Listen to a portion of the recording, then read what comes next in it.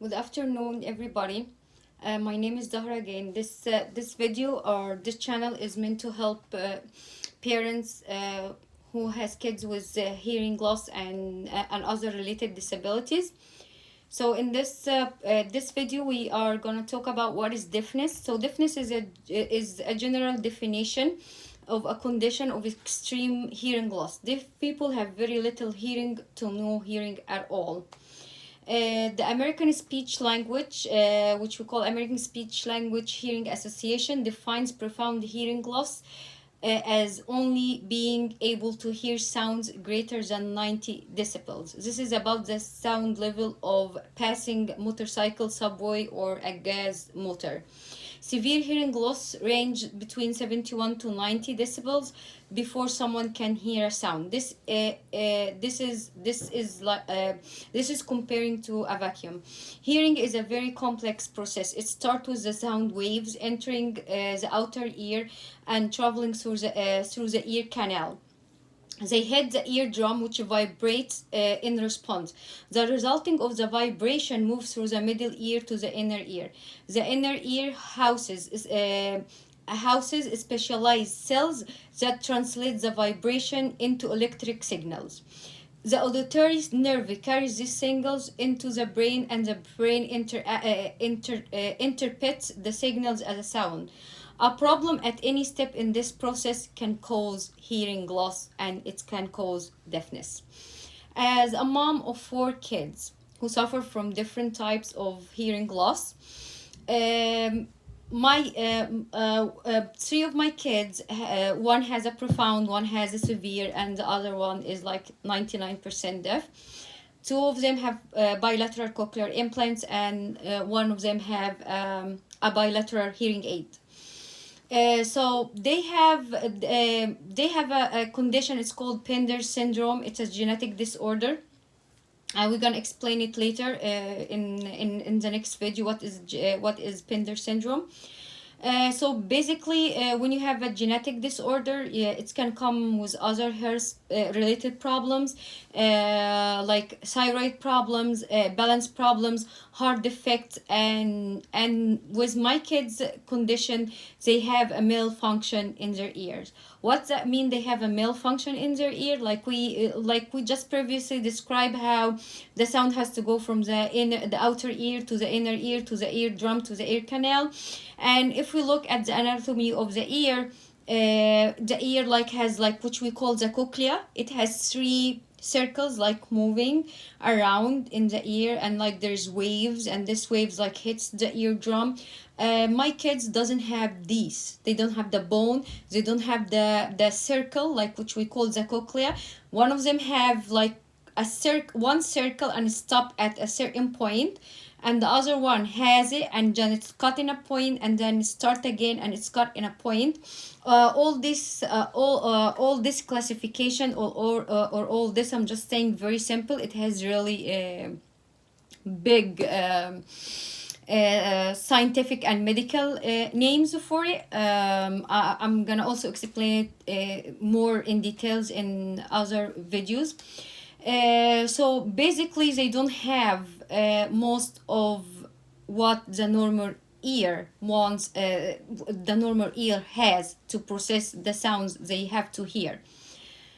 So when your kid or your child is born deaf, or hard of hearing, he in the first stage, like when they are born from day 1 to day 3, they're missing a lot, and then imagine from 3 months to 6 months, they're still missing more and more and more as they get older, because newborns start to develop sense of sounds since they like day 1, and then they start to notice their mom noise like around 3 months at birth, and then they start to giggle when under 6 months, and they start to like do ba ba ba, da da da, like when they are around 9 months. And between 1 year and between 12 months and 18 months, you start to see some language like mama, dada, bye, they have language but it's not clear, but they still have language. They can say ab's, they can say one two,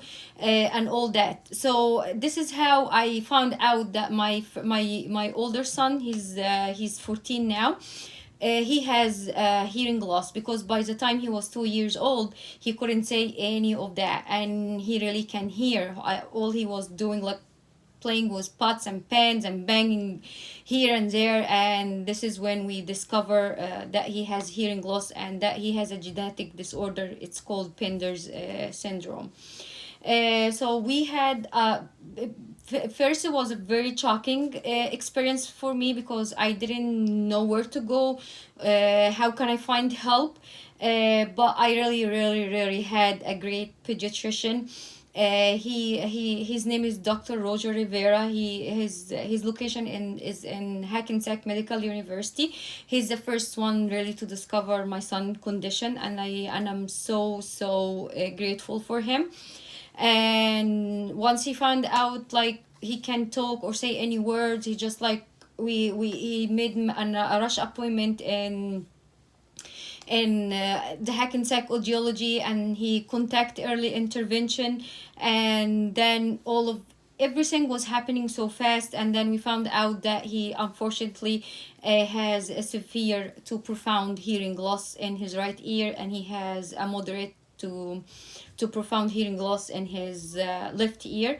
So at age 3, he was aided with hearing aids, bilateral hearing aids, and then when he was 5 years old, he lost 90% of his hearing in his right ear, and we did a cochlear implant. And just this year, 2021, he had his second cochlear implant. Because with Spender syndrome condition, you never know when your hearing is gonna decrease, because this is the other problem. Like, you can be aided with hearing aids and you are functioning good and doing very well with it, but then your hearing is gonna deteriorate it. I consider my son and myself very lucky, because he had all the help necessary. He's now in 8th grade. When he goes to high school, he's gonna do a hybrid program for finishing high school and the associate degree at Brookdale. So I'm very grateful for that. He's very smart. You can't know that he's deaf because he had very good speech. He has speeches, and he has better speech, like, as his teachers and his doctor said, more better than like regular people who has normal hearing. So this is why, like, I cross passes with a lot of difficulties in finding the help and necessity needs for my son to come to that point. But in my long journey, I also found people that was helping me to find out the best outcome for my son. And this is the success I'm talking about now. It doesn't mean that if your kid or child has a kind of disability, that this is the end of the world. No, it's not, because there's a lot of people out there are willing to help you, like there's a lot of people out there was willing to help me, and I'm so grateful for them. Is it hard to have 4 kids with the same problem? Not at all, because as long as you have the people who can stand by you, give you the right advice, had experience in the same battle you are battling now, then this is gonna help you a lot to achieve, to become successful, and for your kid to be successful in life. In my next videos, I will talk more about the genetic disorders and what causing hearing loss, and how we can help kids. It's gonna be all information, and it's gonna be my experience. So I give like a very broad experience about my firstborn. In my next video, I'll try to tell you more about the story when he was born and how I discovered his hearing loss and my first journey with him, who helped me, and really how was it hard to fight the school district we was living in to put him in an appropriate program. So I hope you like these videos, and I hope you stay tuned, and I hope you subscribe, and thank you and have a good night.